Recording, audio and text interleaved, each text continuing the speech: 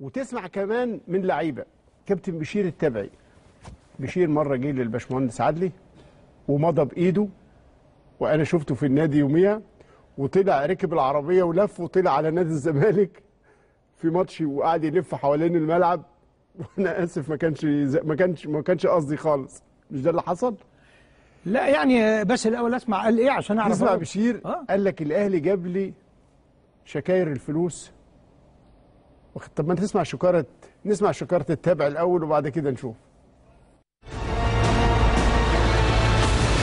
النادي الاهلي تمت ازاي وايه ظروفها وملابساتها، خاصه ان ده بعد 6-1 بكتير. انا اللي عارف كل حاجه في الحاجه. لا انا كنت قاعد معاك. انا بعد ما رجعت من تركيا كان كيلو الكلام على ايد كابتن خالد الغندور، كان معايا واتفقنا على كل حاجه، وممدوح عباس عمل لي الشيك وما رضاش يصرفوا لي، كان قال خالد صح. ورحت البنك قال لك الشيك موقوف. طب ليه يا جماعه؟ قال لك هو موقوف، رئيس النادي وقفه لغايه ما البطاقه الدوليه تيجي. بالظبط، ده ما كانش اتفاقنا خالص، لان انا مضيت وخلصت كل حاجه. الواجب او الهوم ورك بتاعي اللي طلب مني عملته. صحيح. ولقيت الراجل متعنت جدا وبيهرب من التليفون وما بيردش، وهرب من اكتر من مره من كابتن خالد. كلمته مدير مكتبه قلت له بص النهارده الاثنين او ثلاثه اهوت، اقسم بالله لا رايح البنك لو ما صرفت الشيك ملاعب في نادي الزمالك. وقد كان فعلا. النهارده بالليل لقيت النادي الاهلي بيكلموني وبتاع والكلام ده كله، ما اعرفش ازاي. رحت قعدت فعلا مع مستر جوزيه وباشمهندس عدلي وكابتن محمود الخطيب وزي ما الناس. انت دخلت النادي الاهلي بعربيتك وده ما لم يحدث قبل كده خالص ما حصلتش في تاريخ النادي الاهلي. الوحيد بس اللي كان بيخش الفريق مرتجى الله يرحمه عشان كان عنده اصابه في رجليه، دخلوني بعربيه لغايه جوه. وكابتن خطيب كلم ده اسمه باجنيد ده اللي هو كان امين استاذ محمد مجديد رجعه من الساحل، كان مسافر، رجعه من الطريق وجابوا له الفلوس شيكات وفي شكاير 3 سنين اعلانات كاش و50% من 3 سنين كاش. دي قالوا لي دي ما حصلتش مع ابو تريكه نفسها، مع ابو تريكه نفسه. تمام، الفلوس اتحطت لك على الترابيزه في شويله صح بالظبط كده وشيكات. عايز تاخد ده اوكي، عايز تاخد كام يا بشير؟ كابتن كان 3 مليون جنيه في السنه يا كابتن. ما شاء الله. ساعتها كان مبلغ كبير جدا. بالاعلانات. بالاعلانات. هو كانت وكاله الاهرام للاعلان بتبقى جزء من وكاله الاهرام 1.5 مليون يا كابتن، والنادي الاهلي 1.5 مليون. بسم الله ما شاء الله. سنه كام يا كابتن بشير؟ وكاله الاهرام كانت عامله شغل جامد الفتره دي. بالظبط. سنه كام يا كابتن بشير الكلام ده؟ 2000 انا قلت لك 2004. وكاله الاهرام كانت حاطه كابتن 4.5 والاهلي 4.5، يبقى 9 مليون. في 3 سنين. هاخد 4.5 كاش بتوع وكاله الاهرام و50% من 3 سنين. انت بتتكلم جد؟ والله العظيم. يعني وكاله الاهرام هتديك 4.5 مليون كاش اعلانات بالظبط، وانت لسه ما عملتش ولا اعلان ولا اي حاجه خالص. بسم الله ما شاء الله. الله اكبر على الوكاله والله. في المقابل خد هناك كام؟ خدت من نادي الزمالك 900,000 جنيه وما خدتهمش، واتطردت من نادي. طب شوف انا ما بحبش ارد على لعيبه، لكن الكلام اللي اتقال يعني حاجه والله العظيم لو في افلام الخيال العلمي يمكن تقلب المحطه.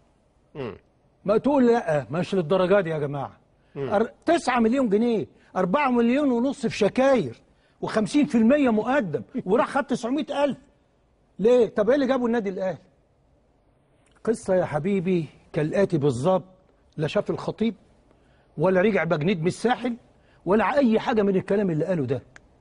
هيطلع بقى يتجاوز وهيطلع يتكلم والبن بيضحك معاه ده ويقول لك الاهرام بعتت 4.5 مليون جنيه. يا اخي تحفظ لما تشوف الحقيقه وقلبها في دماغك. ايوه ليه؟ عشان ايه؟ امال خالد دي بياخد كام؟ مش ده بمناسبه ال6-1. لا احنا لا نقل من قدر احد. لا اللي حصل لا معلش يا استاذ ابراهيم، خلينا نتكلم مش لا بنلقح كلام ولا بنغيظ حد. اتفضل. اللي حصل يا سيدي انه هو انا بالليل بتفرج لقيت الكابتن خالد الغندور بيقول انهينا كل الاتفاقات مع بشير. كان بيلعب في تركيا. ايوه مش في ذهننا خلاص، وان هو خلاص خلص، وان هو كابتن بشير هيجيب جواب من النادي التركي هيتنازل لهم عن مستحقات حاجه زي كده، وانت هيبعتوا له ويقول لهم وجهوا الاستغناء او الشهاده الدوليه لنادي الزمالك وكل شيء انتهى. 8 صباح تاني يوم بقى الصبح تليفون من صديق مشترك تعرفه، هبقول لك عليه بعدين، تمام. بيننا وبينه. ايوه. قال لي الكابتن بشير بيقول انه هيخلص في تركيا وانه عايز يجي النادي الاهلي. قلت له يا ابني ده انا قاعد امبارح بالليل سامع انه انهى كل شيء مع كابتن خالد الغندور. قال له خد الكبيره بقى. فقال لي لا. قلت له بص يا فلان، انت هتغلطني عشان اقول اسمه. قلت له بص يا فلان، انا الموضوع ده مش داخل دماغي، ها، وانا ما مش. قال لي طب هو عايز يشوفك بس تجي له الساعه 11 12 ها وتتقابلوا وتتكلموا. قلت له لا، ما هو يعني لما يكون هو خلص كل حاجه مع الزمالك هروح لنا، هل انا هكون سكته عشان يضغط على نادي الزمالك؟ فقال لي لا هو جد. فانا فكرت قلت له والله لو جد قول له يجي يقابلني في مكتبي، مش يقول لك الفريق مرتجي، يعني هو اعتبرها نوع من التكريم. واخد بالك؟ قلت له لا، اذا كان عايزني يجي لي مكتبي. فقفل ورجع كلمني يقول لك انا هخش ازاي وانتوا عندكم تمرين الساعه 1 وفي وسط الناس والصحفيين. قلت له هو مش خد قرار نهائي انه هيجي النادي الاهلي؟ قال له هو جد. قلت له هتفرق معاه ايه بقى؟ الناس هتعرف، ما هتعرف دلوقتي اقام 6 ساعات اما نخلص الاجراءات. قول له انا والله هو لو هو جد وعايز يجي لي انا مكتبي مفتوح واهلا بيه. هي فعلا اول مره لعيب يخش بالعربيه، بس هو قال انا مش هقدر امشي في وسط الجمهور وفي وسط الصحفيين من الباب لحد جوه. فانا عايز برضو اقيس مدى جديته. قلت له طب خلاص كلموا الامن يدخلوه بالعربيه لحد باب المكتب عندي. عشان ما حدش يضايقه لا هو داخل وهو خارج. صحيح. قعد جنبي قدام الكابتن بشير. اتكلمنا في كل حاجه. قلت له طيب. قال لي بس انا ايه المشكله دلوقتي حاجتين. قلت له ايه؟ قال لي دلوقتي النادي التركي انا كنت بعت له جواب امبارح انه يبعت الشهاده الدوليه على نادي الزمالك. انا عايزه او يبعت الموافقه على نادي الزمالك مش الشهاده الدوليه. قلت له طيب. قال لي طيب ما احنا عايزين نبعت جواب بقى دلوقتي، ها، علشان النادي التركي يبعتها على النادي الاهلي مش على نادي الزمالك. فراح مكلمهم قال لهم استنوا ما تبعتوش الجواب، انا قاعد في النادي الاهلي ويمكن نبعت الجواب. اغير. قالوا له طب ابعت لنا بالفاكس الرغبه بتاعتك. وقعدنا بعتنا الفاكس وقعدنا منتظرين. واحنا منتظرين قال ايه بقى؟ طيب انا دلوقتي خلاص كده. قلت له طيب خلاص كده امضي العقود. قال لي طب انا امضي العقود بس انا عايز المقدم. المقدم هو بتاع اللعيبه، ال 25% 50% على السنه رواتب و25% مشاركات. وخد على اعلى فئه اللي كانت كام؟ كانت 1.5 مليون. 1.5 مليون. يعني ما فيش لا 3 مليون ولا 4.5 ولا الكلام؟ لا هو ما بيتكلم بيقول طب والاعلانات. قلت له احنا عاملين عقد رعايه مع وكاله الاهرام عشان اشرح. او النبي دي عايز شرح عشان اشرحها. وبرضه عشان هي ما تستحقش السخريه يعني. تمام. يعني وارجو ان اللي سخر يسمعها وهيشوف ان ويعرفها بشكل محترف يعني احترافي حقيقتها. ايوه هو الراعي بتاعي. ده برزنتيشن النهارده اما بترعى الانديه بيجي يقول له انا محتاج اعمل اعلان جزء من قيمه الرعايه. احنا كنا بنمضي اللعيب ايه؟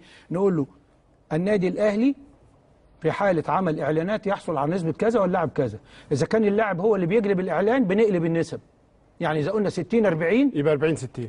يبقى اللعيب هو اللي جاب الاعلان، يبقى الاهلي ياخد 40 واللاعب 60. تمام. طب انا اللي جبت الاعلان اللاعب ياخد 40 وانا اخد 60. اذا فقلت له احنا الكابتن الخطيب عمل ايه بقى في عقد الرعايه؟ كان حاطط في كراسه الشروط ان انا ممكن ادي لك ما لا يقل عن 6 لعيبه تحتكرهم اعلانيا. والاهلي هيختارهم من اللعيبه المميزه بحيث ان انت تستفيد يبقى اعلان اللعيب كذا هتبعته للنادي الاهلي هنوزعه بالطريقه اللي اتفقنا عليها في عقد الرعايه جزء من المزايده. يعني يا جماعه الاهرام كان بيدفع للاهلي 140 مليون جزء من حقوق الاهرام. ما كانش ساعتها 140 مليون، يعني 25 مليون ولا حاجه. ماشي، جزء من عقد الاهرام مع النادي انه له الحق في احتكار 6 لعيبه او 9 لعيبه حسب نصوص العقد. كل شويه كانت بتتغير يعني، في كل عقد بيتغير. احنا اللي كنا حاطينها. احنا حاطينها ليه؟ عشان نكبر. فلا الاهرام بتبغدد على النادي الاهلي ولا بتدي النادي الاهلي حاجه. هو مش بياخد من حقه. اللعيب، بياخد اللعيب، يجي لشركه محمول عايزين لعيبه، يقول له انا عندي فلان وفلان وفلان هجيبهم لك بالظبط، وياخد وياخد نسبته ويوزع. ياخد نسبته ويوزع الفلوس بالظبط على النادي الاهلي وعلى اللاعب زي اي شيء، وكاله اعلانيه بشكل احترافي يجب ان الناس تفهمه صح. مش الاهرام بيبقشش. والكلام ده اتقال 200 مره. وفي حفل التكريم الكابتن حسن طلع دكتور عبد المنعم سعيد قال الفرق اللي كانوا الاهرام بيستفيد من وراء الاهلي، وقال ان حسن حمدي كان بيعمل ايه، وقال ان الاهرام كان ازاي ماشي منضبط وازاي. صحيح. الموضوع ما كانش لا شكاير ولا 3 مليون جنيه، خد منهم 4.5 مقدم. اصل بالعقل مفيش فلوس كاش جت خالص. هقول لك حاجه، تيجي منين يا عم شكاير ايه؟ تيجي منين؟ ده احنا كنا قاعدين الساعه 2 الظهر. ده كده العباره في الشكاره فعلا. تيجي منين؟ وبجنيد. طب هقول لك حاجه، هو قاعد معايا خلاص. قال لك بجنيد رجع من الطريق الصحراوي من الساحل الشمالي. طب كلام جميل قوي. ما خدلوش ساعه ونص. دخل كتب الشيك. يعدوا ال 4.5 مليون جنيه دول في كام ساعه؟ وبعدين يجيبوا الشكاير والمحمل الجمال اللي هتخش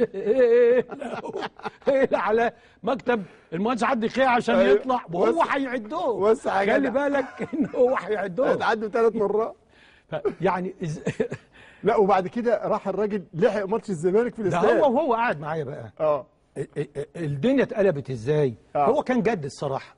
يعني كان ناوي جدا. على فكره هو بشير التبعي بعد ماتش 6-1 لو لاعب غيره ضعيف كان بطل كوره. لا، هو الشخصيه لكن بقى اقوى من الاول. شخصيه قويه، بس هو نسي التفاصيل معلش. او حد نساها له يعني. الشكاره كانت كبيره شويه. شكاير ايه بقى؟ انا هيشوف 4.5 مليون جنيه واروح اخد 900 مليون وما خدتهمش. لا اجيب فلوس في الشكاره. اللي حصل واحد صاحبه قوي يعني حبيبه يعني كلمه قال له انت قاعد في النادي الاهلي، ده ناس بتقول انك دخلت بالعربيه لحد مكتب المهندس عادل. هو كان بيرد عليه وهو قاعد جنبي. قال له وانا خلاص وبتاع. الثاني الظاهر ابتدى يزعق معاه ولا حاجه، قال له تجيلي فورا. فهو عايز يقوم من قدامي، فعمل ازاي؟ طب انا عايز الشيك بقى دلوقتي. قلت له بجنيد مش هنا، هطلع لك الشيك ازاي؟ بجنيد مش هنا، هطلع لك الشيك النهارده ازاي؟ لو انت عايز تكتب في العقد 48 ساعه اذا لم تحصل على اموالك يعتبر العقد مسروق، هحطها لك. قال لي لا اذا كان كده. قلت له اسمع يا بشير، انا عارف ان المساله مش سهله عليك، وعارف ان انت يعني تاريخك الكبير في نادي الزمالك ممكن يكون قدام عينيك دلوقتي بعد مكالمه صاحبك ده. فكر.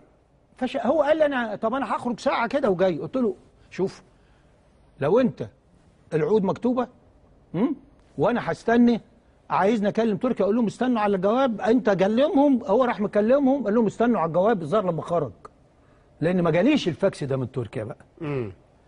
انا بقى قاعد في النادي لسه مشي بعد 3/4 ساعه اللي هي تاخدها من عندي لحد نادي المقاولين باين ولا سكه الحديد. الماتش كان الزمالك كان بيلف في التراك مع اللاعب مع علاء مقلد. ايوه بيلف في التراك وبيحيي جمهور. خلاص قلت لهم خلاص يا جماعه. هو بشير جه قال انا عايز اجي الان. عمل لقطه. ما كناش يعني في دماغنا خالص ولا مخططين. هي كلها من 8 الصبح ل 3 بعد الظهر. لا هنلحق نوضب ملايين ولا هنجيب الكابتن الخطيب ولا الكلام ده كان موجود خالص.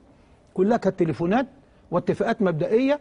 هو كل اللي اتعمل ابعتنا جواب مضى عليه هو، بعتناه عشان يبعتوا لنا الموافقه على انتقال بشير تابع النادي الاهلي او الاستغناء. ادي كل اللي حصل وما جاتش. اكتر من كده اذا كان حصل حاجه بقى بعد ما مشي هو، حد خده بعد كده في الاداره عندنا وقال له الشكاير جاهزه، الله اعلم. انا ما شفتهاش. انا ما اقدرش ان انا اقول له ما حصلتش، لكن انا ما حضرتش الموقف ده. كمان يمكن قصه بشير واللي قاله فكرت الناس بذكرى 6/1 اليومين دول. بس في زي النهارده او زي هذا الاسبوع بالظبط في 17 مايو 76 كانت ذكرى مباراة الذهاب لحسم بطولة الدوري بين الأهلي وغزل المحلة 76 في مدينة المحلة. الأهلي تصدر مجموعته وغزل المحلة تصدر مجموعته. كان ده موسم طوبة عمر عبد الله. فاز الاهلي في هذه المباراه بهدف نجمه محمود الخطيب. ويوم الاحد ده هدف المباراه عشان نفكر حضراتكم بيه، ده سنه 76 الاهلي فاز على المحله بهدف الكابتن محمود الخطيب. واحد من الاجوان الرائعه في تاريخ. شايف الكره على صدره، توقيفه اللفه. ده 17 مايو 76. يوم الاحد اللي جاي ان شاء الله بقى 21 مايو هتكون ذكرى مباراه العوده والتتويج، ودي كانت في استاد القاهره لما فاز الاهلي 4-0 سجلها احمد عبد الباقي والخطيب ومصطفى عبده ومحسن صالح. دي كانت بطوله الدوري رقم 13 في تاريخ النادي الاهلي زي النهارده من سنه 76.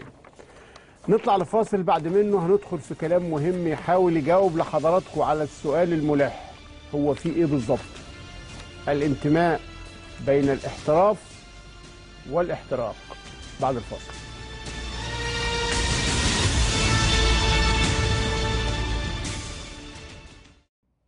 وتسمع كمان من لعيبه كابتن بشير التبعي. بشير مره جه للباشمهندس عدلي ومضى بايده، وانا شفته في النادي يوميها، وطلع ركب العربيه ولف وطلع على نادي الزمالك في ماتش وقعد يلف حوالين الملعب.